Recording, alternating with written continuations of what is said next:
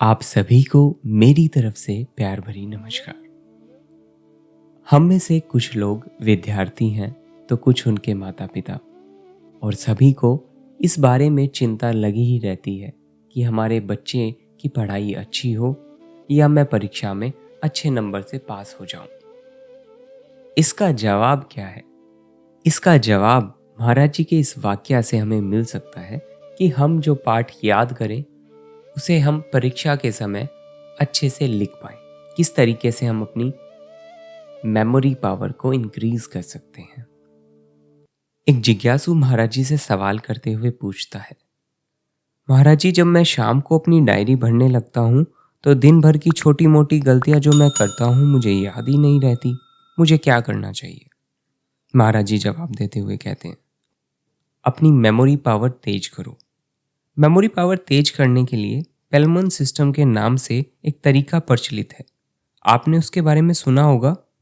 उसमें बताया जाता है कि आप अपनी स्मरण शक्ति को तेज करने के लिए, भूली हुई बातों को याद करने के लिए एक क्षमता विकसित कर सकते हैं।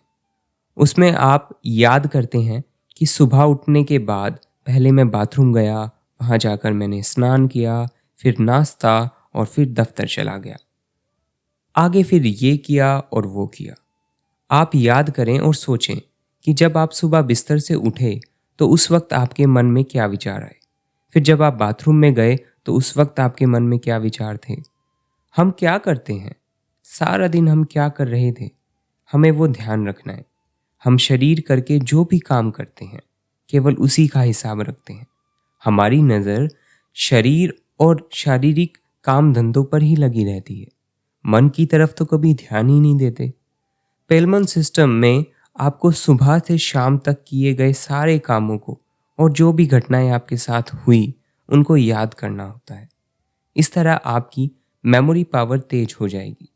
और आत्मनिरीक्षण के लिए आपको यह करना है कि सबसे पहले आपको याद रखना है कि सुबह से शाम तक आपके मन में क्या विचार आए, आप क्या सोचते रहे। चुन चुनकर अपने मन, वचन और कर्मों के विकारों को बाहर निकालें। शुरुआत में आप ये कहेंगे, आज तो बहुत कम गलतियां मुझसे हुई, लेकिन जब आप पूरी गहराई में जाएंगे तो आप ये पाएंगे कि ये बात गलत है। आपको याद आएगा कि अमुक व्यक्ति ने मुझसे ये कहा और मैंने जवाब में उसे बुरा भला कहा। ईंट का जवाब पत्थर से दिया था। पर आगे चलकर आप ये कहेंगे, अगर उसने गलती की थी तो मुझे गलती को दोहराना नहीं चाहिए था। एक आदमी गलती करता है और वही गलती मैं क्यों करूं? इस तरह छुपे हुए विकारों और कमियों को निकालते चले जाएंगे। जैसे जैसे आप डायरी भरेंगे वैसे वैसे आपको अपने अंतर में बहुत से विकार दिखाई देंगे और पहले उनकी संख्या बढ़ती चली जाएगी और बाद में उन विकारों की संख्या आप कम करते चले जाएंगे।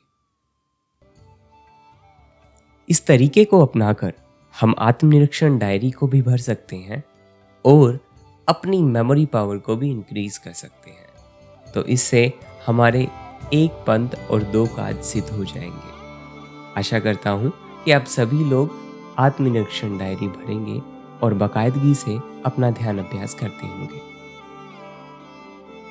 आगे भी संतों की दया भरी साखियाँ सुनने के लिए हमारे चैनल को लाइक, शेयर, सब्सक्राइब करना ना भूलें।